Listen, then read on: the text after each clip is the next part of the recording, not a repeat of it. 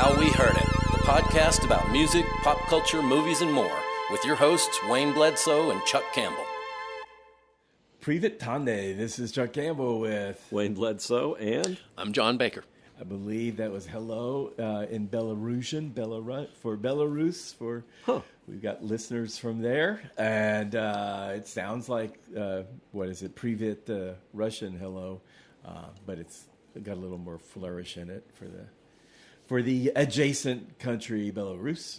And welcome to episode 100 of How We Heard It. Woo! Yeah, 100. So we tossed around a bunch of ideas about what we should use as a topic today. And one that we thought was great was milestone albums and albums that were milestones in our lives. And that was great. And we worked on it for a few hours until we realized we did a subject called These Albums Changed Our Lives. So we punted that one and we talked about a bunch of ideas. Some involving milestones because it's the 100th anniversary. Some involving the number 100. And finally we came up with giving it 100, as in giving it 100%.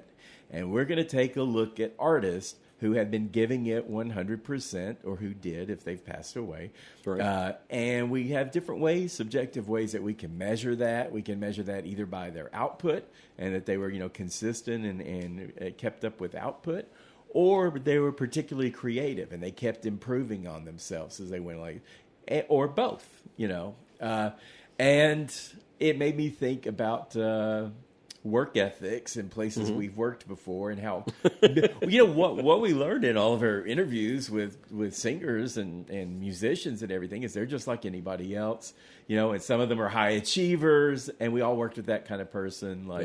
At the newspaper, we'd work with people who would just a writer who would read their story 40 times before turning it loose, or an editor who would spend all night editing a story. And, we didn't particularly like that because, we had some work-life balance, but, we appreciated that.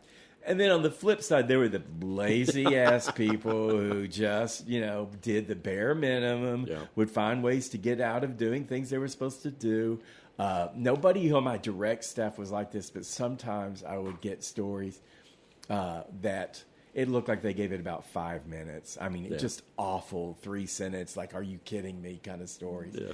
And then we were talking before too. Well, I don't know. I'm on a naproxen today, so who knows what's going to come out of my mouth. And Chuck is always extremely affected by any sort of pill.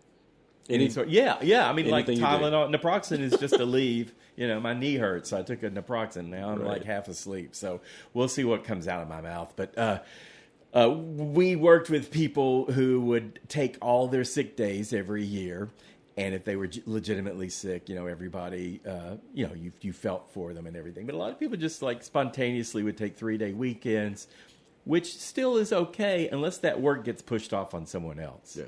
And there were often people who would push their work off on someone else, but no one ever pushed their work off on them. Yeah. And if you're one of those people, I want you to know the people you work with hate you. They hate you and talk about you at work, and then they go home and they tell their families and spouses and friends, oh, so-and-so called in sick today on another sunny Friday, and I had to do their work. So don't kid yourself, But again, if you're legitimately sick, take your sick days. Don't go to work sick. Wayne and I did that sometimes. Just take your sick days when you get your sick days, or if you're not impacting anyone else, take them when you want them. But don't create more work for other people. Yeah, we need to do a show on songs about sicknesses. Yeah, we could do that. Oh, yeah, that's easy.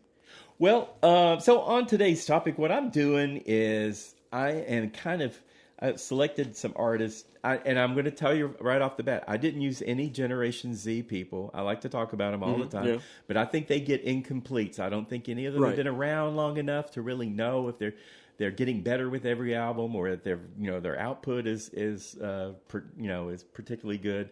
Although I will say Sabrina Carpenter, like an album a year, but I'm not going to evaluate her. But what I'm doing is going to kind of grade them on two subjects. One is their output, and one is their creativity. Okay. Well, I didn't really grade on creativity because so many of the artists that I think are really creative are not particularly hard workers sometimes. Yeah, they're probably the type of people try to get away with the not doing things. Yeah. Well, or just, are living such an extreme lifestyle, or just not paying attention to anything but the art that they're doing, or the, being in the moment. Before we started, I was talking about the Replacements are one of my very favorite bands of all time. And the time I saw them they were great. It was on their last tour.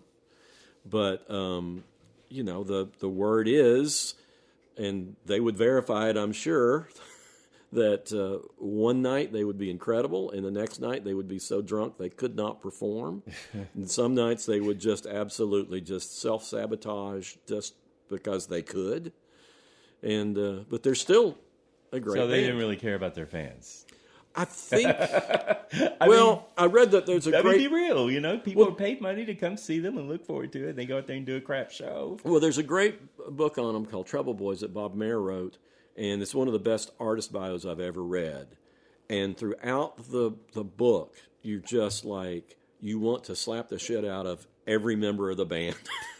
Every time you'd read a chapter, it was like, what is wrong with you people? Why are you self-sabotaging? And that was, I think there was a thing in that band, and there are in many great artists, where they self-sabotage. Well, and I think some people are attracted to that. Yeah. I mean, people are attracted when they see a car wreck. Right. It's like, I want to see if he throws up on stage tonight. Or, you know. And it's it's part of that volatility that makes them exciting. Right. And sometimes I think they don't know how to contain it. I think some people have so much self-loathing, even though they're great artists, that they can't channel it into something productive. Some great artists have unbelievable insecurities, and it's just, you would never expect it. Like, wow, you're great and millions of people love you, and and then they hate what they see when they look in the mirror. And then some of these that I have on the list are people whose music I find very uninspiring overall. Yeah. But they go out there and they are thinking about their fans. Yeah. And they give everything that their fans want at that time, and they never put on a half-ass show, even if you don't like the material that much. Right. Well, only a critic is going to be there if they don't like their material. So. Well, but yeah, I remember I had to give the Kinks a bad album review one time in the same week that I had to give Barry Manilow a good concert review. I don't like Barry Manilow's music, but in concert, he did everything his fans expected of him, and was really, everything was done well. Right. And it was like I had to give him a really good review. Right. Of course, Yeah, and it's like, just because I don't like it. You cultivate your following, you put all you've got into that, and then you reward them with giving them what they want. It's pretty simple supply and demand, I guess. And I've never heard anybody say he put on a half-ass show. Right. Go ahead. One thing that really makes me angry when I go see an artist is that they sort of reinterpret in a completely different way that I'll give an example. My wife bought us tickets to see Bob Dylan here at the Tennessee Theater. I don't know, it was probably 5 years ago. And we'd never seen Bob Dylan before, so we went to the show, and we got there, and the stage was really dimly lit, and he came out and sat behind a piano. He had a band. You couldn't see anyone's faces. And he's saying, "This is low, boy," and he was just making music, and I didn't know it. I'm not a huge Dylan fan, and I didn't realize he was playing like a Rolling Stone until I actually heard him say those words, because he rendered it completely unrecognizable. But see, and Dylan is the perfect example of somebody that sometimes I like that, because I want to see something different in concert than I can get on the album, and he always does that. But it does seem like sometimes it's just like, well, let me just screw with the audience a little bit. Let's just, do this because I can. I caught myself falling asleep after about the fourth song, and I told Leslie, I said, "Do you like this?" And she's like, "No, this is horrible."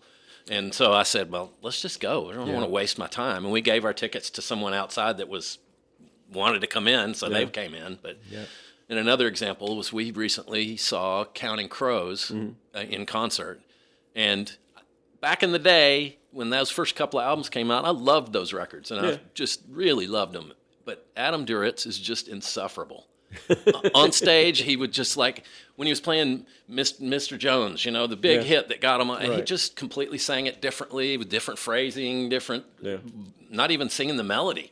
And he'd wipe sweat on his hands and look at the sweat like it was some kind of profound thing. And I was just like, just sing your stupid song. Well, I've seen Dylan a bunch of times, and he's hit or miss. And the first time I saw him, I expected him to be terrible because I'd just seen him on TV, and he mumbled through the whole thing and sounded terrible. And then I saw him, he was singing new stuff, and I understood every word.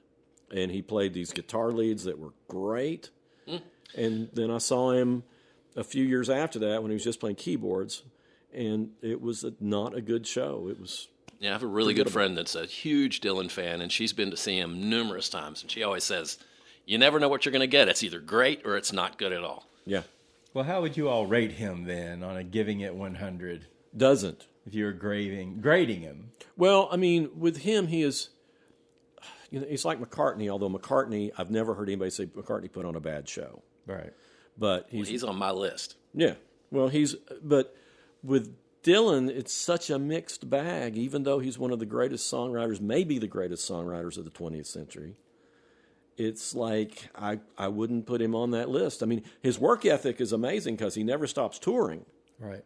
Yeah, that's a big part of it. But he doesn't always seem to be into the shows. I've never really invested much in Dylan. I've heard people tell me that they like him, but no one ever really articulates why they like him in any way that I think I would like him. Well, I mean, it's like, there are too many people out there. I'm not going to spend, His songs are incredible. I mean, and they changed everything. I think I like songs when other people record them for him. And I guess I've heard him when he's not been so bad, but he's got such a huge catalog. It's like... I think it's people poets, word people. Yeah. They're all about Dylan. Yeah. My father-in-law is a retired English professor. He loves Bob Dylan. Yeah. Well, I love Bob Dylan. But if you can't hear it, if you can't understand what he's singing. Oh, I mean, and there's several Bob Dylan albums that I think are absolutely fantastic. Yeah. Milestone kind of records. Yeah. A lot of the early 60s stuff is just unbelievable. Well, but the thing with Dylan is, because he kind of fits into your creative category. Yeah. Because you think he's done, and then he comes back with an album like I talked about Time Out of Mind last week. It's like, that's late. I mean, that's the 90s, so that's, for Dylan, that's late career. Right. But it's got some of his greatest songs on it. And then he's got it was a terrible movie, Masked and Anonymous, but he has a performance of the song Cold Iron's Bound in that. That's one of my favorite performances of all time. And he just knocks it out of the park. So maybe a A- for output and a B- for creativity. Maybe that's how I would grade him in my class, based on what I've heard here today. I think I would have the inverse of that. The creativity is way up there. He never. Oh, but he doesn't put out much. Well, he seems like he's put out 1 billion albums. He puts because he's been putting them out since 1964 or 1963, actually. Yeah. But well, let's move on. Let's move on to someone else. Yeah, well, when you say output, I'm thinking who gives 100% on stage. I kind of thought toward live performance, also recording, but not necessarily the amount of stuff. But is it? You're right. Is it 100%? Are they giving it? Well, see, my peak on here, and I think lots of people would agree, is Bruce Springsteen. Yeah. Bruce Springsteen. I've never heard anybody say he put on a bad show. Mm-hmm. I've only seen him once, and he was great.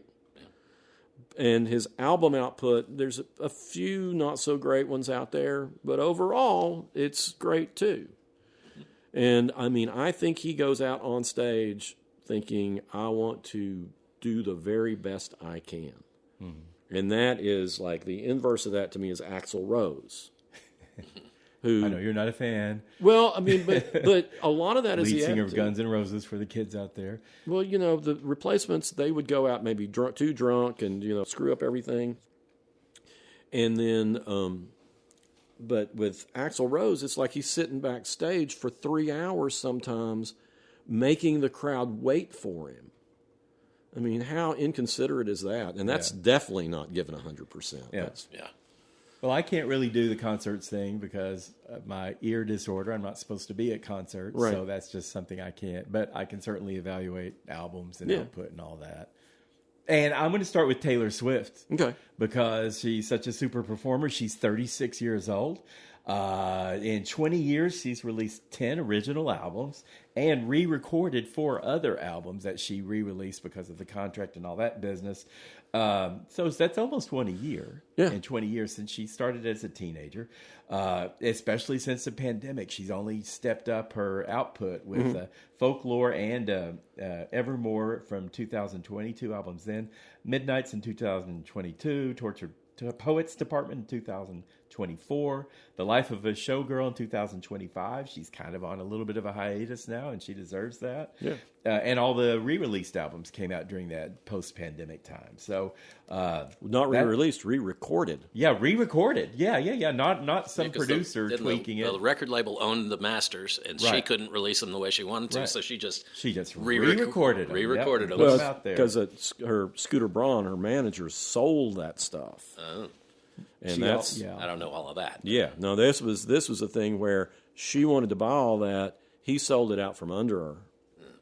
And so there's a lot more drama to it. She's also sold almost to probably more than 250 million albums worldwide. Now she's still 36 too, so that's pretty impressive. She's headlined 3 world concert tours. Her last one, the Eras Tour, grossed more than $2 billion.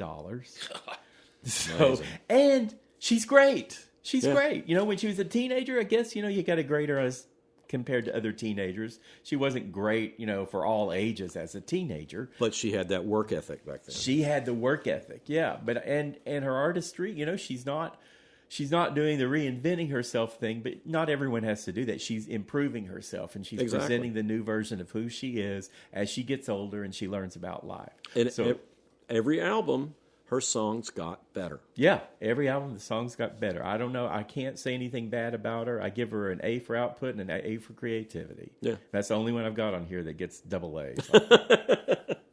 Well, I think she's terrific. I mean... and she's also won. Grammys aren't necessarily a great measure, but she's won 16 Grammys already, including 4 Album of the Year Grammys. She's already won more Album of the Year Grammys than any artist ever has. Yeah. So, you can't find a place where she's failing or dropping the ball. Yeah. Well, somebody that before we started, I was talking about Kenny Chesney, and Kenny Chesney has that work ethic, and that's how he got to be, at the time, for several years, the most successful touring artist in the United States. I went on tour with him right before he had his first #1. Yeah, you did. And, rode the bus. He was first thing in the morning, he was up talking to radio stations and radio programmers and just working it. Mm-hmm. And he did not stop until after he got off stage that night. Wow. It was just constant. And it was funny because we were on the tour bus going between... I guess I don't know if we were in Texas by that point. We went to Dallas, Fort Worth, and then to Wichita, Kansas. But, we're like 3 o'clock in the morning, and he's playing all this stuff he's recorded that I don't think he's ever released. Yeah. And it was like, man, he's recording so much stuff. Right. Some of this I like better than what he actually released. But it's like he worked his butt off. And what's your disclaimer? Well, I'm not a huge fan, especially of things like She Thinks My Tractor's Sexy and that whole era. And he kind of wanted to be Jimmy Buffett. Right. But, he is a very talented person, and he worked his butt off. He knew he told me when we were riding on the bus, there's this big bucket of people who are out there right now, and I'm going to get out of that bucket and be at the top. Yeah. He kind of wanted to be he kind of wanted to be a Jimmy Buffett, and he kind of created his own mythology. Yeah. And, tropical islands and... Yeah, more power to him. I may not like all of his music, but I have a great deal of respect. And he's from Knoxville. Yeah, he's from Knoxville. Yeah. But it was funny because 2 months, month and a half after I went on tour with him, he had his first #1 single, and then he didn't slow down. Yeah.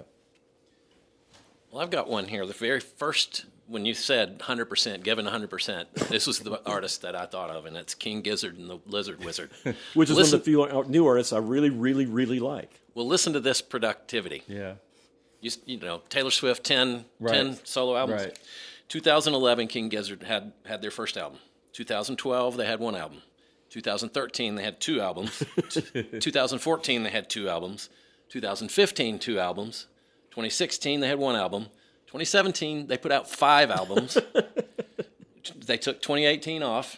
2019, they did 2 albums. 2020, they did 2 albums. 21, they did 2 albums. 22, they did 6 albums. God. 23, they did 2 albums. 24, they did 1 album. 25, they did 1 album. And they must record every note they ever play. Well, but every note's good. I know, and I've seen them live, and they come at you with the energy that 25-year-old people do. I mean, it's just... How old are they? They're in their 20s. Oh, wow. They're young. Still. They're from Australia. And they started in 2011?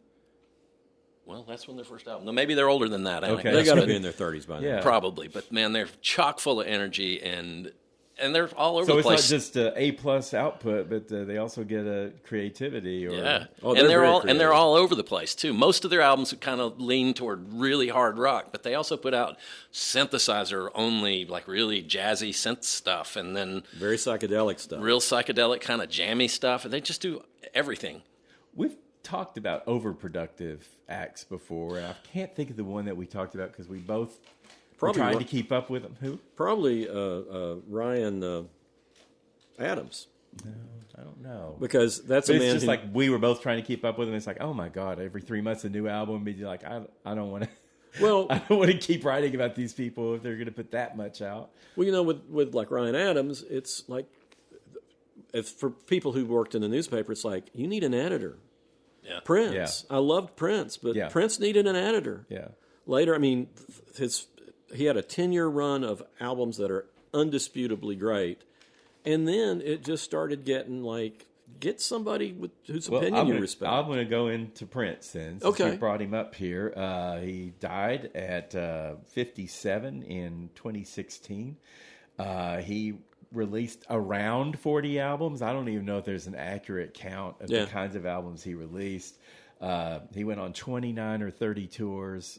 So, I mean, for a relatively young death and everything. And not only that, he did soundtracks and collaborations, and he made movies. Wrote songs for other people. Yeah. Yeah, and he mentored so many people. Not just wrote songs for them, Yeah. but they were all the Family and Sheila E. and Apollonia Time. and Sheena Easton and The Time. All these other acts. He was like building them out of nothing. And he was super creative. And I do think that his output started getting less and less impressive as he went along. Yeah. So I gave him an A+ for output, but I gave him a B for creativity because I just don't think that magical, like the 1980s period for him, he kind of started losing ground. It was just like, and I think he was, distracted maybe by his own work ethic. And I understand up in Minneapolis where he's from and his vaults or whatever, there's just untold number of songs and collections of stuff that he's done. Yeah, and they released like the album of him just at the piano, just him singing with the piano. Yeah. Which is like, God, I wish there was more of that stuff out there. Yeah. But yeah, I mean, he's one of those. I saw him twice in concert. He was great both times. I've never heard anybody say he did not give it his all in concert. Yeah, I don't know about that, but yeah, I mean, everything I saw, any footage or anything I saw, he seemed just amazing, and he seemed involved in all of it, even though he had a lot of distractions on stage with him and everything. But, but he knew. I mean, he got. But better. I think more isn't better in his case because the more music he put out, the more threadbare it kind of seemed as time went on. And I just stopped. I had lost interest in reviewing him because it's like this. I can't listen to his old stuff and listen to new stuff and really give it, my all. I can't give it 100. Well, I felt the same. I felt the same way. I thought, I mean, he was one of the most vital art in his 10 years. Maybe the most vital artist out there. Yes, I agree. He'd be an A+ for that. But he needed an editor, and he needed. Yeah. I mean, I think you. And who was going to tell Prince what to do? Though? I know. He was very controlling. So, but you compare him to somebody. I think if he'd lived longer, he probably would have gotten around to making more just tremendous stuff. Because I look at David Bowie, who was the same thing. 10 years, amazing stuff, and then it's like, by the time you started listening to him, he started doing some junk. I'm like, why is this guy a superstar again? But yeah. And then in the last 10 years of his life, he was back on it. Yeah. And these albums were great. Yeah. But I think that he may have listened to more outside criticism than Prince did. Maybe. And maybe you shouldn't listen to much of that. Because you'll self-doubt, You'll second-guess everything you do. But you need people that you trust. Yes. McCartney is the perfect example of somebody who needed somebody who'd say, no, you need to work on this. Yeah. Because, again, he was the greatest songwriter, one of the greatest songwriters of all time.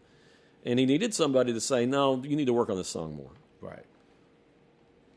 So. I'm going to go to Harry Styles, 32, just because he's young. I'm looking at where these young ones are. Of course, he was in One Dimension, British band, the vocal, boy band.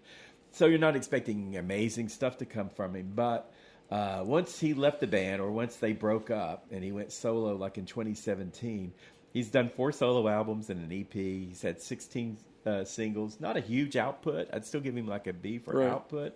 But he is a entrepreneur. I mean, he's like changing his sound. It's another one of those Bowie. I hear a lot of people that kind of remind me of Bowie, and they tend to be the artistic types, the one who are reinventing themselves and they're creating new sounds. And he's not just doing songs. When he was in a boy band, of course, he just did the songs they handed him. But he's in his 30s now, and he's reinventing his own sound. And let's see, he's had 3 wins out of 9 Grammy nominations, so not a huge amount there. But we did win Album of the Year in 2023.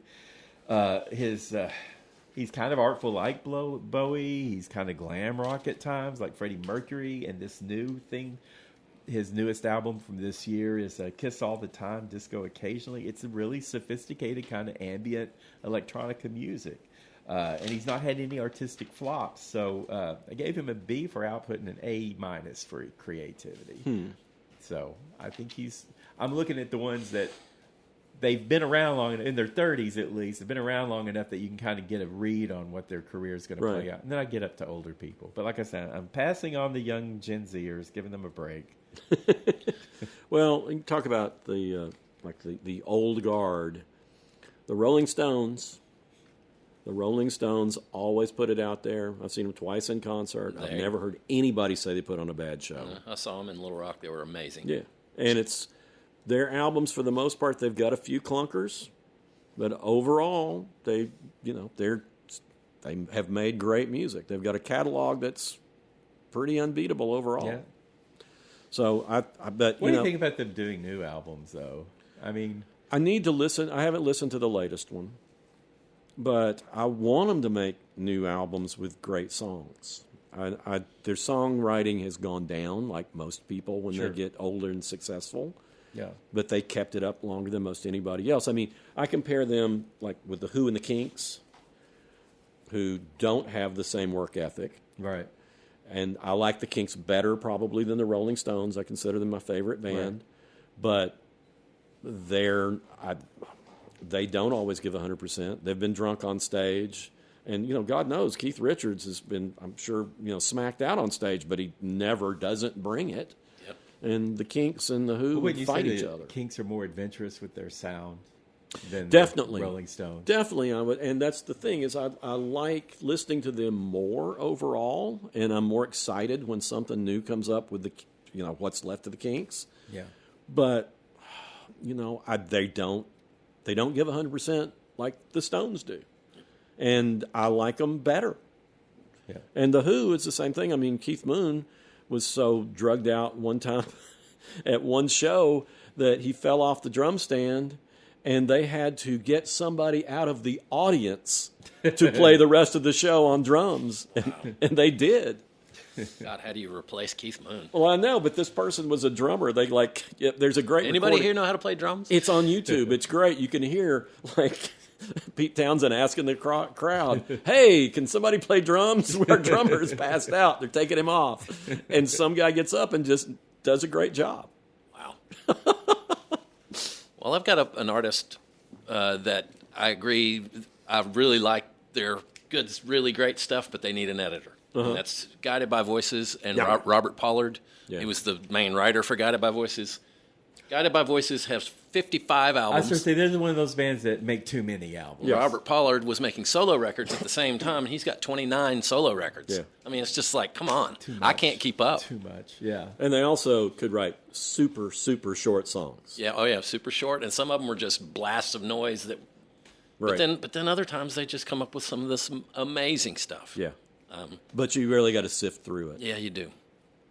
Ed Sheeran would be one of those who's like, he's found his audience and Right. he's producing what they want, and he's probably about he's probably putting one out every other year, but there's no adventure in his music at all. No. You know, I mean, he's good at what he does and he knows how to do a hook, and he gives his audience what they want, and maybe that's all they need. So who am I to say? But I give him, like an A- on output, but close to a C for artistry. But, I mean, I've heard some of his songs that I actually do like, but it's just kind of like, Ed Sheeran again. Yeah. I can't get too excited about expecting to hear new sounds and inventive perspectives and all that. So, but, I mean, credit just for his output, like you were saying with Chesney and some of these other people, Yeah, I agree. I mean, but there's a lot to be said for giving people Give your them what audience they want. They're your fans. Give them what they want. Yeah. Well, on the other the total opposite of that, I'm put down Tom Waits because Tom Waits is like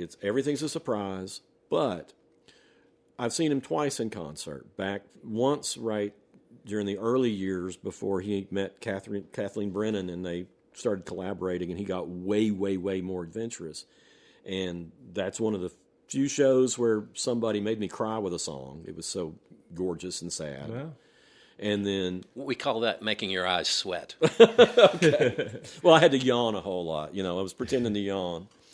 But then I saw him just maybe 10 years ago, maybe a little bit longer than that. But it was like, I remember the bottom tier ticket was like $80. I had a review ticket, but I was always like concerned on how much they were charging people because I just think it's just too much. Right. But that was the first time I thought, if I'd spent $80 on this ticket, which now seems like nothing, I would have not been disappointed because he gives his all in every show. You don't expect it because here's this grizzled old guy that sounds like a wino off the street. Right. Well, I mean, for his voice, that would work. You know? I mean, you're not expecting this sharp, unbelievable, suave kind of voice or anything like that. But he has production, the production, and it's subtle and cool, and he absolutely puts his heart into every show. And, his later albums I've not liked as well as some of his earlier albums, but I still think he has given it everything he's got. And I'm always excited when he has anything new. Well, you brought up ticket prices. It's just a little aside, but the Texas band Spoon is on tour. And Leslie and I really want to go see them, and they're playing in Asheville. Tickets are $109 a piece. Yeah. That's crazy. It is. Yeah, but now, Taylor Swift or whatever is going to start at $500 for the nosebleed seats. Yeah. It's insane. It all started with the Eagles. Before the Eagles decided to charge $100 for a ticket, you could go expect to pay $25 to $40 for a concert ticket. Do not look Mr. Henley in the eye. He was I got along great with him on the phone, but that's phone. A mutual friend of ours used to work crew, and when the Eagles came through, there were signs posted up all over backstage that said, "Do not look Mr. Henley in the eye." So weird. Make me want to go look him in the eye. No kidding. I want to tap into the more Bowie descendants, and I think Miley Cyrus is one of those. She's 33 years old. She was Hannah Montana, so she had Squeaky literally clean. no future, you would think, in this little teenage girl. Dolly Parton's goddaughter, right? And she's got an amazing voice. She does. And she's working on that, and she's reinventing herself, and she's very stylish. That kind of reminds me of Bowie, too. You see she's always got, really different looks, and some of them you're not even quite sure. She's not just going for conventionally pretty or anything like that. And she's 33 now. Her output, she's pretty consistent. She changes her sound all the time. I think her voice is great. I'm giving her A minuses on both categories. So just a notch below Taylor Swift, but I think she's definitely I think she's going to age well too, because she's certainly let go of all that teenage stuff, and she's just got this disposition and presentation that just seems to be, she could be 40 or 20 or. Did she have something go wrong with her voice and had to adjust her voice? It was some female singer. I don't know. I don't remember that. I don't know. That they had some kind of something with their voice box that they had. I don't know if they had surgery, but they Cyndi Lauper had that problem. But that it was a younger. Okay. I thought it was. It may be Miley Cyrus. She's got a very distinct, raspy voice. Well, she's somebody. I think it was Miley Cyrus. She was somebody when she came out. I did not want to like her. Yes, me too. And I just thought, oh, come on. And as time went on, especially when you would see those like clips, like YouTube things of her just singing without anything behind her, it's like, oh, hell. No, she's really good. She knows the roots, too, and she knows what she's doing. She's kind of reinventing 80s music with her last album when it came out last year. Well, I was impressed when she did the thing with the flaming lips, because it's like, that's just not something you would expect. That's not a combination you would expect. No. And she was good. Yeah. Well, bring up flaming lips, talk about giving it 100% in performance. Those guys are nuts. Yeah, and they're always creative, always way out there. Yeah, they early on, before they did, so Zyrica was one of their albums that it was a 4 CD set, but they weren't meant to be played one after another. They were meant to be played at the same time. So you had to have 4 separate stereos to listen to it. But they came up with that idea with the parking garage project, where they made cassette tapes, like probably 25 or 30 of them, and gave them and had everybody drive their car into a parking garage and open the trunk up, and everybody had to put their cassette in at the same time, and then they recorded that. Yeah. That's pretty out there. It's out there. They have a real sense of community. Mm-hmm. It's like, get everybody involved and do these crazy things. Well, I want to bring up one of my favorite bands. I think I've brought them up in this before, but the Canadian band Sloan. Yeah. They've been recording since 1992. They have put out 16 albums. All of them are good. Some of them are great. Most of them are great. This newest couple that they've put out are really good, but there were a couple in there where they got a little samey. But none of them are bad. They are same band members. All of them write. All of them sing. They change up instruments on stage. Real beatly pop. Yeah. They're a great band. Huh. Check out Sloan. Any album. The other Bowie thing I was going to have to throw out, Lady Gaga. Mm-hmm. The interesting thing about her, and she does reinvent herself very much. Right. And she stays kind of in the same aesthetic, but just changed and updated, and her fashions change. A lot of artists that, again, that's a Bowie thing. Just like fashion is a big part of music to them. Yeah. But her output's kind of been dropping. She turned 40 this year, but she's kind of like 3 years apart, then 4 years. I think her last album was, I don't know, there's declining output. I think part of that's her age, but also she's putting herself in movies, and she's becoming more of a movie star. Yeah. Of course, what is it? A Star is Born. That was a big breakthrough for her because she did a good job. Bradley Cooper was good, did a good job. There was music that came out of that. I don't know about that Joker movie from 2024. I liked it. Yeah, you liked it. I'm one of the few people who did. And she's got a cameo in The Devil Wears Prada 2, and she was picked by Meryl Streep to be on, in that movie. So she's moving it around. She's got 16 Grammy wins out of 45 nominations. That's a pretty good ratio. So I'm giving her a B on output now because she's not quite turning it as fast as she was, but still an A for creativity because she's always doing something artistic, and it doesn't, the Tony Bennett collaborations that she did. It's just who else is doing that? Or a dress made out of meat. Or the meat dress. The meat dress, yeah. Well, I guess she was making a statement. You get attention that way. Yeah, her mind's always working, so I feel like she's going to do the right thing for her. Well, in that sort of a context of, musicians that became actors and everything, I'm throwing out Dolly because Dolly... I got Dolly too. I mean, she's a pinnacle of songwriting. She is up there, written, songs that are classics forever. Yeah. She still writes good songs. Yeah. I've reviewed most of her albums that came out since I started writing. She only had one that I gave really a negative review to because it did sound like she'd just kind of dialed it in. Yeah. But everything else, I think she's really put her heart into, and she works her butt off. She's had more than 60 albums. Yeah, I can believe that. Yeah. Easy. But 7 decades in a row of being in the top 10 country. Yeah, and she, when commercial country stopped playing her so much, she got more rootsy, and she created some of her best work. Yeah.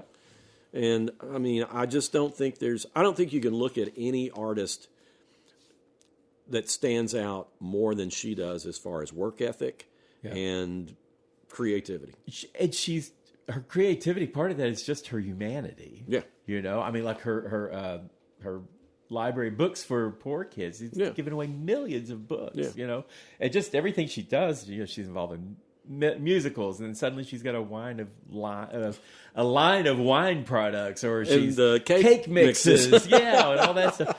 And and she's got a theme park. She's got one of the biggest theme parks, not named Disney in America. Yeah, and she's 80. Yeah. She donated $1 million to a COVID vaccine. Yeah, she did. She gave Vanderbilt. Which one was that? The Moderna. Yeah, Moderna. Moderna. Yeah. She gave $1 million to help come up with a vaccine for COVID. Well, she just gave. And she didn't even want people to know that. Oh, the money that she gave from the Whitney Houston's remake of "I Will Always Love You," she was investing that in an underprivileged, community, black community in Nashville community that was kind of struggling. They just and renamed. She didn't want anyone to know that either. And they just renamed Children's Hospital Dolly Parton Hospital. She must have given them a crap ton of money. Yeah. And she doesn't do it for publicity. No, she just so. And there's somebody who is not a billionaire. No, only because of her philanthropy. Right. Yeah. If she held on to every dime she made, she'd be a billionaire. But she doesn't want to do that. Yeah. No, I have total respect for everything she does, and it's so nice that it's not just, she's such a nice person. It's she is sharp. She's super smart. Yeah. And she's also one of the best artists of our lifetime. Yeah. I love the quote of hers when she says, "I don't care when people call me a dumb blonde because I know I'm not dumb and I know I'm not blonde." Yeah. No, she's, so smart not to alienate parts of her fan base by being political. She has the most diverse fan base, I would say, about any artist. You go to pretty much everybody is a fan, go to one of her concerts, and you've got the most conservative people in the world sitting next to drag queens. And it's great. She's what unifies us. Yeah. Listen to Dolly Parton's. What is it, the name of that? Dolly Parton's America. Dolly Parton's America. It's a podcast. Yeah, unbelievable. I've heard that. Yeah, it'll make your eyeballs sweat. You took part in that. Yeah, right? yeah. I'm actually. They didn't give me credit on the first episode, even though that's where they actually used part of my interview. I know it's like in the montage at the beginning. I think. I thought, I'm right at the beginning. That was Wayne's voice, and then I didn't. Yeah, it's like they did kind of a weird edit on that. But you they were in it. Gave me credit for telling them the story about Nelson Mandela that Kinky Friedman had told me. Nelson Mandela listened to Dolly Parton and Kinky Friedman while he was in prison. Yeah. But that was the thing. It's like his assistant, I can't remember what his assistant's name was, but he told Kinky that Nelson Mandela listened to his music. And he said, "Don't get the big head. You weren't his favorite." And he said, "Who was his favorite?" And then he said, Dolly. Yeah. I've heard people, I've done a lot of travel, and young people, in Europe or South America or whatever, who said, "Oh, I love Dolly Parton. I grew up listening to her." They're like 20. Yeah, and it's like, how? How did you grow up listening to her? But they all have some connection to where they've heard her, and they always told us. I mean, when you're from Tennessee and you're going overseas, they want to know what state, and then they don't know what Tennessee means. Right. And a lot of people say, "Well, Elvis Presley." It's like, I don't connect to Elvis Presley. He was 400 miles away and before my time, and Dolly Parton. They know Dolly Parton as well as they know Elvis. Well, it's funny. I mean, she's our backyard. I brought up Kinky Friedman. He wrote a book called Elvis, Jesus, and Coca-Cola because when he was in the Peace Corps, every place he went, that's what they knew when somebody talked about America. And I guarantee you now it's Dolly. Yeah. As opposed to, this stuff. Most people internationally also know Jack Daniels. Well, yeah. Oh, yeah. It's tons of people that have toured Europe from here say, everybody always wants to talk about Jack Daniels. That's what they know. Yeah. I've got some others here. I think I'll go with Adele. Adele is 38. She's an amazing singer, but she's only had 4 albums in almost 18 years. And she sold over 100 million of those 4 albums, right. But only 4 albums, 16 Grammys out of 25 nominations. That's unbelievable. You got a 1 in 5 chance theoretically of winning a Grammy. So when she wins 16 out of 25, that's 64% or something like that. Look at you doing math. I'm trying on the fly with the Naprosyn naproxen in my veins. So I'm giving her a C on output, and I'm only giving her a B for her artistry because there aren't great changes in her style. But I wanted to do her because she's this great artist because she's one of the best singers in modern times. Yeah. But you look at what she's put out and you look at the artistry, and it's like, she's just all of her success is just the sheer force of her voice. Yeah. Well, I want to throw a real ringer on you. Okay. Weird Al Yankovic. He absolutely, if I've seen him in concert He's many certainly times. productive. He is that's the thing is like, you think, oh, here's a comedy guy, limited. When you see his shows, I mean, he puts it out there more than anybody that I know of just about. I mean, he gives his fans exactly what they want, but more. He's got a great band. He's got an incredible work ethic. And as far as performers go, he is so underrated and undervalued because you go and you are not going to not be entertained. It's just that built-in, we've talked about this before, this kind of built-in disrespect people have for funny music and humorous music, and you can be the most talented artist. We talked about Cyndi Lauper and how that was kind of a downfall for her because she was very talented and very creative, but she was this funny character, and it's like, Cyndi Lauper. Anyway, Seems like humor sort of cheapens the music. Yeah, there's so many people who believe that, and it's infuriating to me. Yeah. People think humor is not as valuable as this other stuff. It's like, no, especially if you can make somebody laugh in something really serious.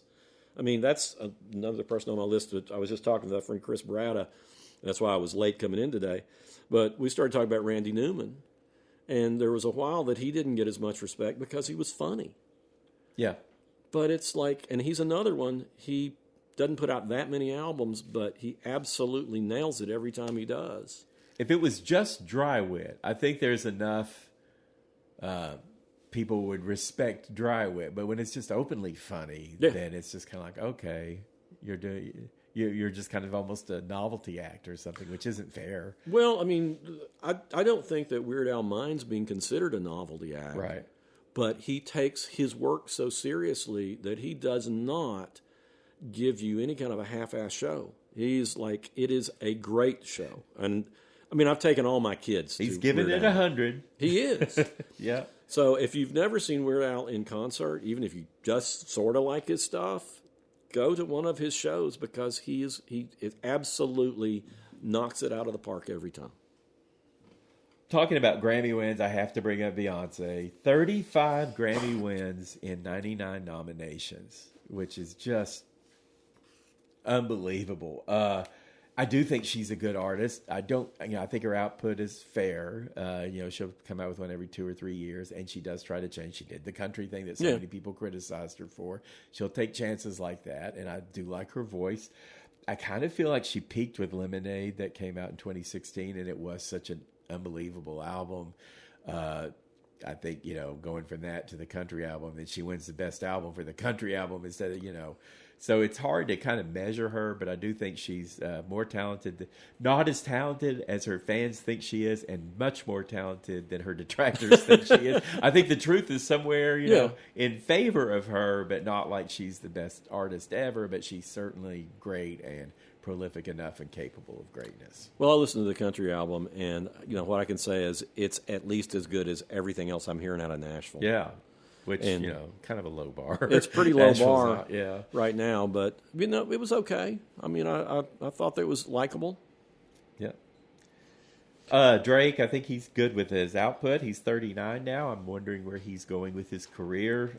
He's probably about an A- on output and maybe a B. I don't ever think of new Drake albums as like amazing, but he's had, I wrote down all of his number ones, 13 number one hits. If you sit down and check off all that he's done, sold 200 million albums in just 8 albums.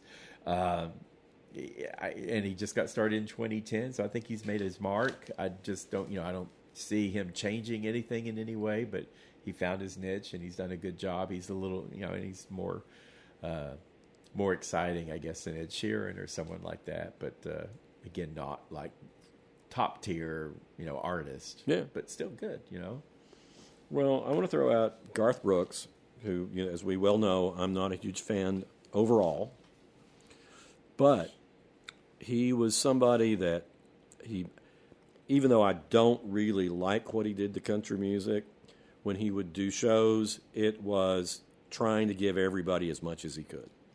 And I think the people who were following Garth and doing his style of music and not doing it well, I think what they were missing is I do think that he was authentic. He may have generated a style of music that was very formulaic, which leads to you think they're inauthentic. Right. But he always seemed very real, very authentic, and very invested. And I think he believed in everything that he did 100%. Yeah. And one of the things there were several things I respect about him a lot. One of those was when those ticket prices started going up, he kept his tickets in it was under $30. Yeah. I mean, it's changed since then, but during that era when the ticket prices were jacking up all over, he made sure to keep his ticket prices. I mean, they were just right over 20. Now they're giving 100. Yeah. The fans are giving 100. Yeah. Yeah, no kidding. But it was like he did that. He went to bat for a lot of different things. He had a song that was positive toward gay marriage, which was a difficult thing to do in country music at that time. There was one about abuse too, wasn't there? Like Thunder. Oh yeah, the Thunder Rolls. Thunder Rolls. And it was about. So he's doing meaningful music in a very conventional setting. Right. And any interview I saw with him, anytime I saw him talking about anything, he seemed very, very real. Yeah. And very deep even. Like he wasn't just some superficial, more worried about his hat and boots, Well, I do think that... Now, I don't know about that alternative personality. Oh, Lord, when he did Chris Gaines. Gaines, yeah. It was funny because I talked with Don Was, who produced that album, and he was saying, and he asked me my opinion of the Chris Gaines album. And I said, well, I thought the idea was kind of a cool idea, but I said, I don't think the songs were there. The songs weren't that good. I mean, he's supposed to be this really edgy artist, and he sounded like Kenny Loggins. Ouch. And it was just like, but, Don Was said, I can accept that. But I just said, you need better songs if that's what you're going to do and things that are edgier, and that just wasn't there. And he said, yeah, I can see that. But I remember one of my nephew's friends was telling me about before the Chris Gaines album came out, and he said, oh, this is going to be amazing. This is going to be so huge. He's like a rock star, and all that. And he's doing this he was just so hyped up on that and everything. I thought, we didn't really follow up after it came out. I thought that's got to be disappointing because you had this big superstar taking a big chance. Taking a big chance. And boy, the record company just had to eat all those sales because it was one of the biggest flops ever. Yeah. And I think it probably really, really bothers Garth having been on top. And that was the beginning of him really going down. I mean, a lot of jokes about it, yeah. But he was like... And he was just pulling a dope Bowie, he was just reinventing himself. But he took it so seriously. Yeah, and it was too, you don't see people doing that. It's like, and now my name is so and so. My hair color is going to be different. I guess it was a wig, But it was such a milquetoast artist. That was the thing. Is like what he thought was edgy was not edgy in the least. He could play for Three Doors Down or something. Yeah, not even that. And then, I mean, here's a guy who has sold more albums than anybody in the 90s. Yeah. And then he basically couldn't give his albums away. Did he just quit? No, he quit for a while. He was always retiring. He's retired twice. But he put out like a 5-album set that was only available through Walmart or something. Okay. And you could pick it up for like $2. No. Oh, man. I mean, I want him to do well. I think I like that guy, Well, but he's got plenty of of money. other people. He doesn't need my money. He's got plenty of money, and if you want to get back to it, you're going to have to get real again. And I mean, I think he's sincere, but I do think that the ego got the best of him, and the success got the best of him, and he didn't have any edge left at the end. I mean, he's still out there. I'm not saying he's dead when I say the end, but I mean, his last stuff, it's like, nobody is interested. Yeah. And it's kind of sad. But, I've talked to so many people through the years who were like really big on top, and then like John Denver, and they were kind of jerky talking to him. And I think it's because, I've got to go back and start talking to these people again. And they just want to ask questions about 30 years ago, Well, not me, but No, but that's usually what they hear. They do, but, you could just hear it. I mean, one of the times I interviewed Peter Frampton, you could tell. Next time I talked to him, he was great. But, there are people that's the thing. It's like they've been on top. They don't have to talk to reporters from Knoxville anymore, and now they're back to having to do that. Yeah. And it's a blow to the ego. It is. When you think you're better than everybody, and then all of a sudden you're normal again. Yeah, and I get it. But then there's also people who are, they're the same all the way through. Well, I'm reminded of when my wife and I moved from Little Rock back to Knoxville, and I'd been in town maybe a month, and heard ad on the radio that Cheap Trick was playing at Barley and Hops, which is a club on the Cumberland Avenue Strip.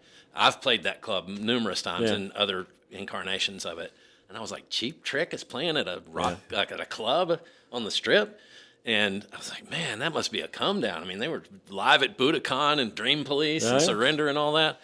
But I thought, well, I got to go. And to this day, I think it was one of the best shows I've ever seen. That is the thing about Cheap Trick. They bring it. And they're on my list because, they had a period where they had just some pretty terrible albums and things weren't going well. But I think in concert, it didn't matter if they were playing to 10 people or 100,000 people.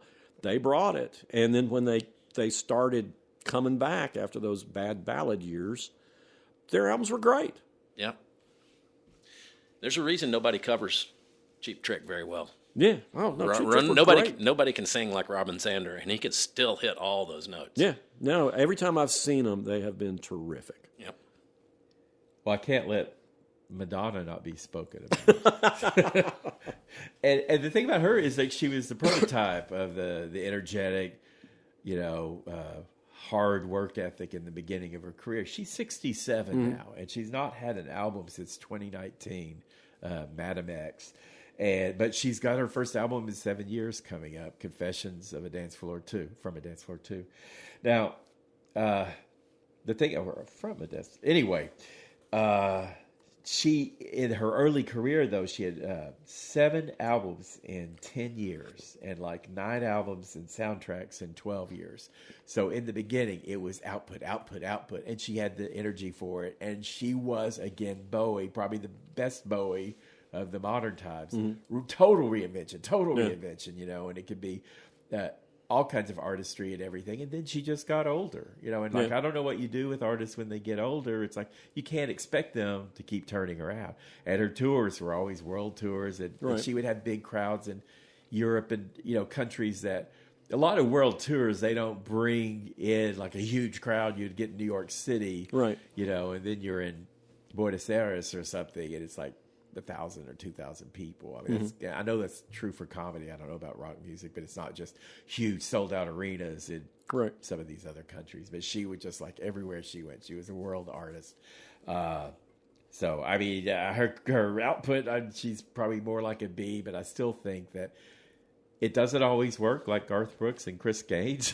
Yeah. But she does keep reinventing, and I have high hopes for her first album in 7 years to actually be a good album. No, I hope so. Yeah. I would like to mention, I mentioned this band last week when we were talking about 90s bands, but when I think about a band putting 100% out, Fugazi from Washington, D.C., I've seen them live several times, and they are just on it. And they're so principled, and they refuse to play any club that charges more than $5 to get in, and they refuse to play any place that's not all ages, and just stick to their principles. Yeah.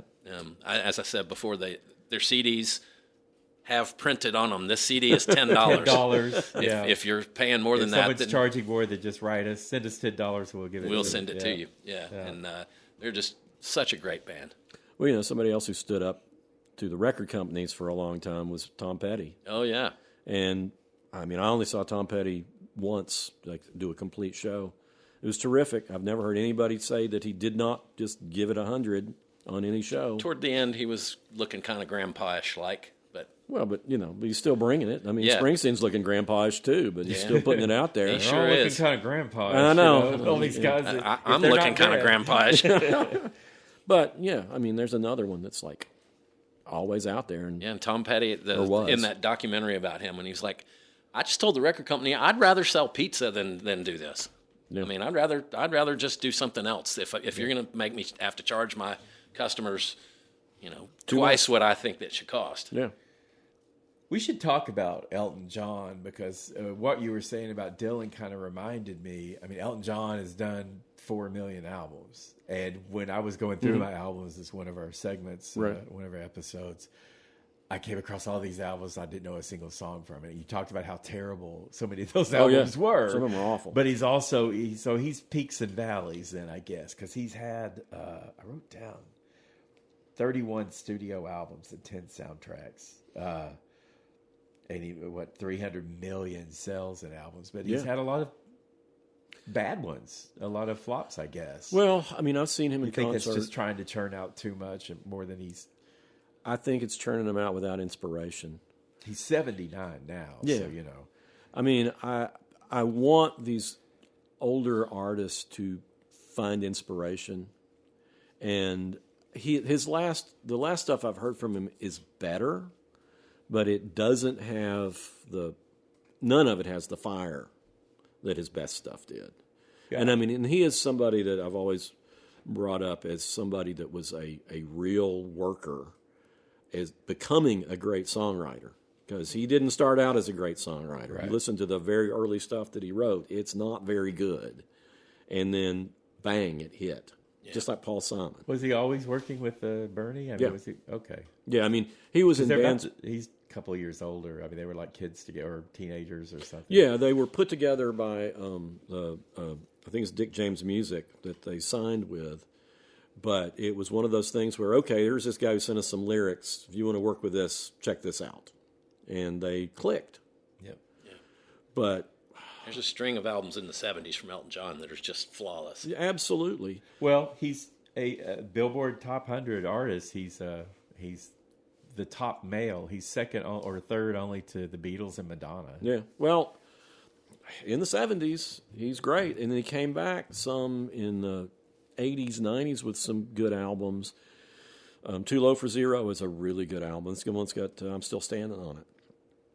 But then, I've seen him in concert, and in the 70s, he was unbeatable. He was amazing. Mm-hmm. And then I saw him in the 80s, late 80s, I think, late 80s, early 90s. And he was doing a lot of drugs. Yeah, okay. And he had to have oxygen on stage at one point. Yeah. And it was still a really good show, but he was compromised. And apparently in a lot of shows, he was really compromised and gave some pretty bad shows. So how do you rate an artist who's, had more hits than anybody and who's always put it out there, but they've been inconsistent? You and I are so different on, hits and awards and stuff. Because some of the people that I think are the best artists. I'm just mentioning some of those as kind of like when you see someone's hitting all the everything. I mean, I don't think Grammys necessarily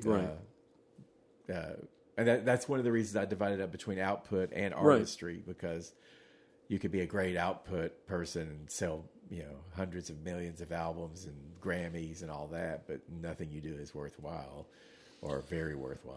Well, see, that's kind of what I was getting at with Sharon, Well, with Elton John, I think he falls into the category of Bowie, though he didn't come back with as strong a stuff as Bowie did, and Prince, and these people who had 10-year runs of being just pretty much flawless. And then spend the rest of your life trying to recreate that. Yeah, or trying to get something else. To me, the great example is Paul Simon, of a guy who starts out with stuff that you thought was unbeatable and then beats it. Mm-hmm. And then pretty much everything he did was at least listenable. And some of his later stuff is really, really good. But Elton John has not risen to that. And he's gotten back with Bernie Taupin. They quit writing together for a long time. And, its stuff is better, but they're still not inspired. Well, if it's just a workhorse, we mentioned her, I think, last week, Diane Warren. She's written over 700 songs and probably about 400 of different artists from over and she's had like 30-something top 10 songs. Yeah. I know. It really has that assembly line, mass-produced kind of air to it. And I got to think the ones that became hits were just because of the artists who performed them and not because she wrote an amazing song. But some of the stuff she's done has been pretty good. So I don't know where... Her songs are, they hit that sweet spot with so many people. Yeah. It works on radio. And, for like Aerosmith and people like that, it gave them like their worst music. Yeah.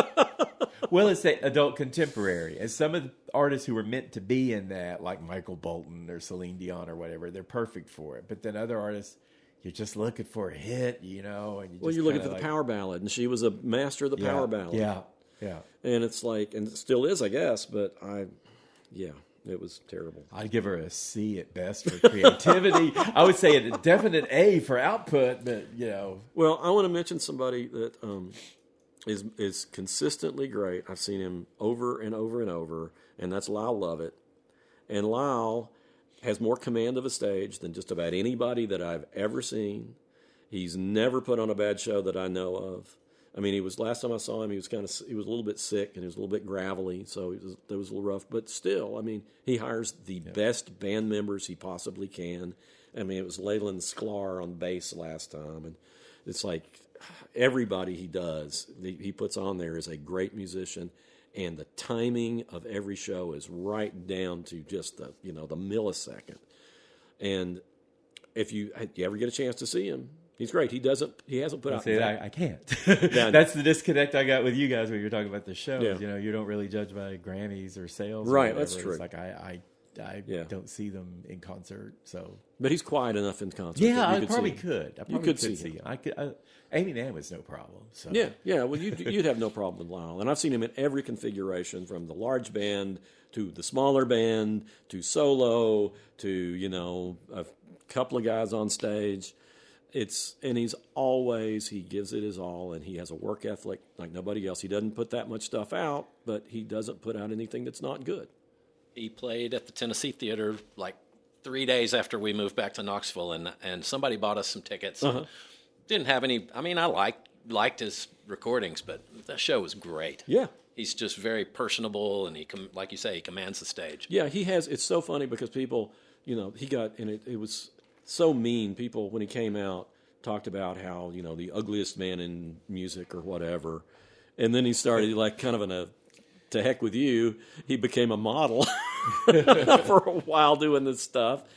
But when he walks on stage, he could be the most handsome guy in the world. We talked about that when he was dating Julia Roberts. Yeah. He's got so much charisma, just people natural. Were like, what is Julia Roberts thinking? And I was thinking, what's Lyle thinking? Yeah, I know you would say, and you were fully, you really opened my eyes to like, well, maybe they're seeing different things and stuff, but if you've got a great personality, that really does and make you far more attractive.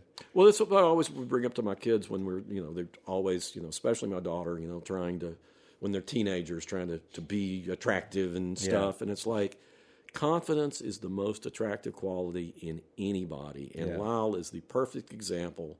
After all the stuff that he took from people talking about him not being attractive, and you would think he was the most handsome guy in the world when he goes on stage. And, he's personable in person, super nice guy. But 100%. Okay. I'm ready to move on to recommendations. Yeah, me too. I think we're okay. Well, one I was going to mention in terms of is Stephen Merritt. Oh, good. Magnetic Fields. Yeah, Magnetic Fields. Yeah. He a soloist. He also had 13 albums with Magnetic Fields, 2 with the Goths, or the Sixths, 3 with the Gothic Archies. Those were music for Lemony Snicket's. Yeah, and then a few albums with Future Bible Heroes. Oh, yeah, I forgot about that. A lot of acts, yeah. And he was just named to New York Times did an interesting piece on the 30 best songwriters. And a lot of them were who you respect. Lucinda Williams is on there. Jay-Z's on there. It's like but he made it, and that was like really cool. He's 61-year-old artist. He's adventurous with his lyrics. What I love about it, he has a lot of humor, and also it's like romanticism and also sardonic humor. It's like a weird combination. He's got this amazing voice. He's got this bass, baritone. Almost sounds voice. like Johnny Cash sometimes. Yeah. A little bit. So I was trying to figure out what I should recommend. I thought I would recommend the Future Bible Heroes Eternal Youth from 2002. Oddly enough, because that album is entirely sung by Claudia Gonson, not Merritt. Yeah. But I was looking at it, and Spotify has such an confusing layout of them. I don't know that all of his albums are what they are packaged the way online that they were back in the day when they were selling individual albums. So there's another album called Party Going that seemed like it was mixed up with Future Bible, with Eternal Youth. Anyway, so I picked a few songs from Eternal Youth that I liked, like Losing Your Affection. And I just love his lyrics. He goes, and this, again, the woman is singing, Claudia was singing. It's, I'd rather be the queen at the guillotine in a bloody insurrection. I would rather be king when the rooks take wing than be losing your affection. And then, like, I'm a vampire. This is her again. She goes, I can turn into a bat. I can cast the evil eye. I have ever so much money. I'm gorgeous and can fly. But he just has such you could really feel like it's always a combination of romanticism and deep feelings and humor. Yeah, I think he's great. Gosh, I wish I could remember the lyrics, the album or the song where he's talking about, you think we're going to get back together, sort of a song. It's kind of pre Taylor Swift. Yeah, but he's like he uses the word appendectomy. Well, he'd rather have an appendectomy, or no, he would like him to have the other guy to have an appendectomy.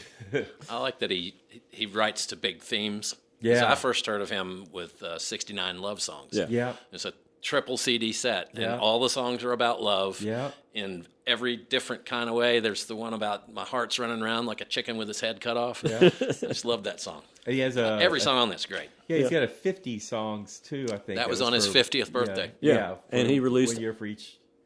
One song for each year. Yeah, one song for each year. And it was funny because he played Big Years when that came out. And I interviewed him. And he said, if you're just going to come to one of the shows, don't come to either. He did 25 songs and 25 And he split it up into two Yeah. different, because it was 25 songs each. Yeah. And he said, they won't like me saying that, but, let people know. They need to come to both. If they're going to come to it, they're going to have to come to both. You can't have half the ball. You have to have the whole ball. Yeah.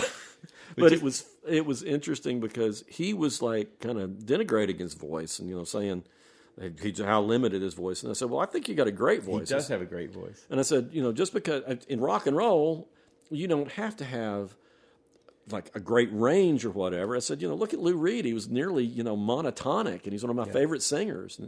And he was like, yeah, he's one of my favorite singers too. And He could be a crooner, but that's kind of what I liked about this one Future Bible Heroes album, is that he did pick another vocalist to do his, which is an interesting thing for a songwriter with a great voice, just hand it all over to another singer. Well, in 69 Love Songs, he doesn't sing them all. Right. He's got female singers that come in and sing some of the songs. And one of my favorite songs, The Book of Love from 16 Love Songs. Peter Gabriel's version is just like one of the most transcendent things ever. He has been covered. I believe it was a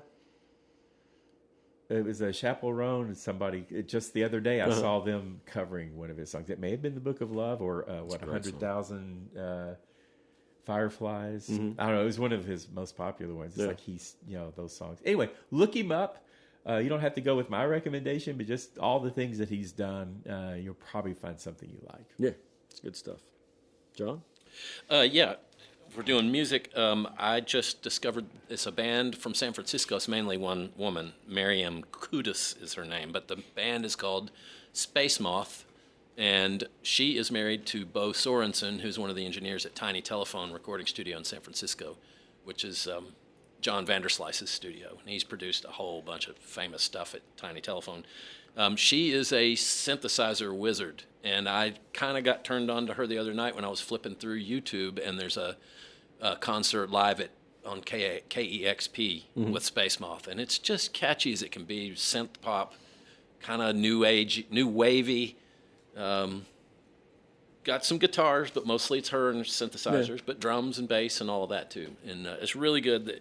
The album that's out now is called No Past, No Future, but she's got a new one coming out in June. I can't remember the name of it, but it's worth checking out, Space Moth. Well, I want to recommend, and it was because someplace we saw somebody covering the song Sweet Jane, and they said, oh, they're doing the Cowboy Junkies version of it. And it was like, well, the Cowboy Junkies, and I love the Cowboy Junkies, but their version of Sweet Jane is based on a version that the Velvet Underground did live in 1969. It's on a double album, Velvet Underground, 1969. And they recorded this album and it's just somebody with a tape deck set up or whatever. It's fairly lo-fi. It's not like... There's not a whole lot of real hi-fi Velvet Underground anyway. No. But it's not distracting in how low it is. No, it's good. It's a really good record. But they're playing to a tiny audience, I think in Dallas, Texas. It's in Texas. And Lou Reed sets right off, alienating the audience, consulting their football team. Yeah, I remember that. But it's maybe my favorite Velvet Underground album because it's them live. It's very unpretentious. It has all their best songs, including some that, Is this after John Cale left? Yeah, this is after John Cale left. Yeah. But it's a really good album. It's kind of hard to find. It came out originally on like Polygram Records or something. Yeah. And they re-released it on CD in 2 parts. But, of course, now everything's electronic. Everything's digital. So just look it up. I'd go with Loaded. But Loaded's overproduced to me.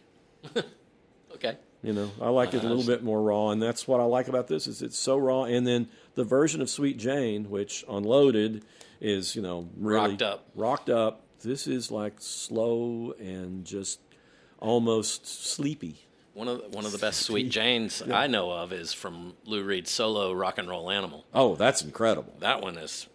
That's Steve Hunter and I can't think of the other guy on guitar, Dick Wagner. Yeah, Dick Wagner. And man, it's tremendous. Yeah, it's great. Yeah. Anyway, that's my recommendation. All right. You want to do a movie or? Oh, yeah. I can do from 1976, Bound for Glory, which is directed by Hal Ashby, the same guy who did Harold and Maude and Shampoo and a lot of really good movies. This is his take on Woody Guthrie. It is based on a small section of Woody Guthrie's life when he went to California and was on the radio. And, Quentin Tarantino says he hates biopics. If you're going to do a story on somebody, just take a small section, and that's what this is. This is where he gets to California, he's on the radio, he's been hoboing, and has a little bit of the hoboing stuff, but he gets in a relationship, and it's really sweet. Hal Ashby made movies that had a whole lot of heart, and David Carradine, of all people, plays Woody Guthrie, which he looks nothing like Woody Guthrie, sounds really nothing like Woody Guthrie, but it works. And it's the cinematography. It's Haskell Wexler did the cinematography. It is beautiful to watch. You get all these great vistas early on when he's in Oklahoma before he gets to California. It's a really good movie. It's overlooked. People hardly ever mention it, and it's one to watch. All right. John. I may have mentioned to this group before, but I'm a avid cyclist, and for a time was a leg shaving roadie. No longer that. I'm more of a mountain biker, but we'll call those years the Lance years. And I got really interested in watching the Tour de France and watching the Giro d'Italia and the Vuelta a España. These are the 3-week stage races that happen every year, and the Tour de France happens in July, and it's 23 days of racing and like 2 rest days in the middle of there, but they're racing like 120 miles a day. Wow.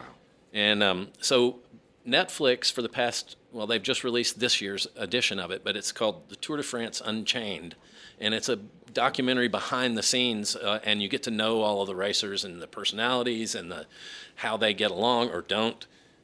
And it just started. I just watched the first episode of the 3rd season. What they do is they document insider workings of the Tour de France as it's going on, but they show it. So the one that's on now is from last year's Tour de France, and they do this on purpose to get people excited about this year's Tour de France, which is coming up in July. Got to get that hype out there. Right, and it's really interesting. So it's on Netflix, and it's called Tour de France Unchained. If you're the slightest bit interested in pro cycle racing, this would be a good place to start. Okay, I'm going to go with Over Your Dead Body. It came out in theaters April 24th of this year. That's my birthday. Huh? That's my birthday. Oh, okay. Well, it was released for your birthday. You should have gone. Well, I'm not dead. Anyway, Jorma Taccone is the director. He's only done a couple of things I really recognize. MacGruber and then the pop star Never Say Never Stopping. But this movie stars Jason Segel and Samara Weaving. And Jason Segel, I know you like him, don't you, John? Oh, yeah, he's great. So Jason Segel had a new movie come out on your birthday. There's something kismet about that. Anyway, it also stars Timothy Olyphant and Juliette Lewis. Like all of them. So you got to see. Anyway, it is a dark comedy, and it starts out. I can give you the premise to start with. It's like Jason Segel's, he's a director, and he's just doing like commercials, so he's not like a big time director. And he's telling people that he and his wife are going away for the weekend. And he keeps saying, she's going to take a really big hike, and I'm worried about that. I'm worried about how the hike is going to go, and it might snow up there. And everyone he sees, he's telling them that. So obviously he's up to something. And then when you get up there, they do pretty funny things with timeline, because then they go back to her telling her friends about this trip, and she's saying, yeah, he wants to go hunting, and I don't know about this going hunting and everything. And it's because they hate each other, and they're both planning to kill each other on this weekend adventure. And what I like about it, I love the dynamic between them and the acting between them, and just the cast. Oliphant and Lewis are amazing. But it's funny and it's violent, and other people become part of the picture, so it's not playing out the way anybody was expecting it to.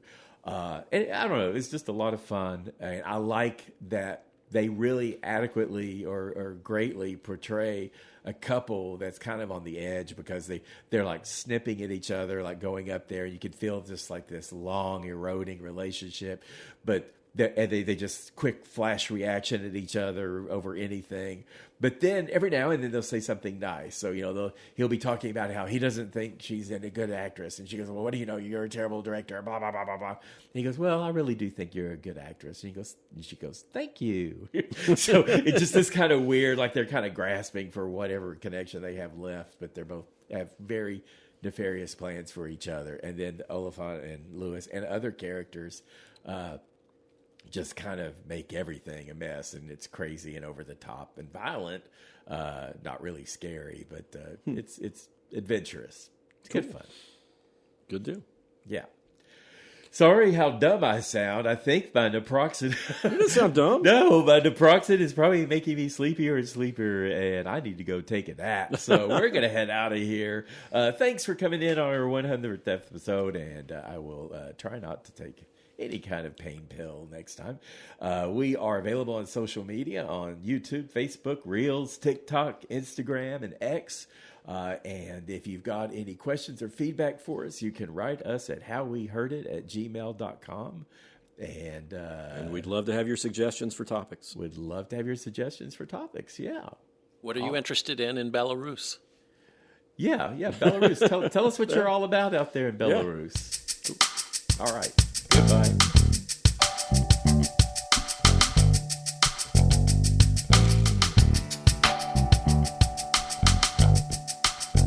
You've been listening to How We Heard It with Chuck Campbell and Wayne Bledsoe, a podcast about music, movies, art, culture, whatever it is that's on their mind. How We Heard It was recorded at the Arbor Studio in Knoxville, Tennessee by me, John Baker. How We Heard It is a Cozy Planet production. If listening to this podcast has given you a burning sensation, then we recommend you sit in a hot tub until your symptoms fade away. If you'd like to reach out to Chuck or Wayne or even me, you can send an email to howweheardit@gmail.com. So thank you for listening, and come on back and we'll have another episode for you next week.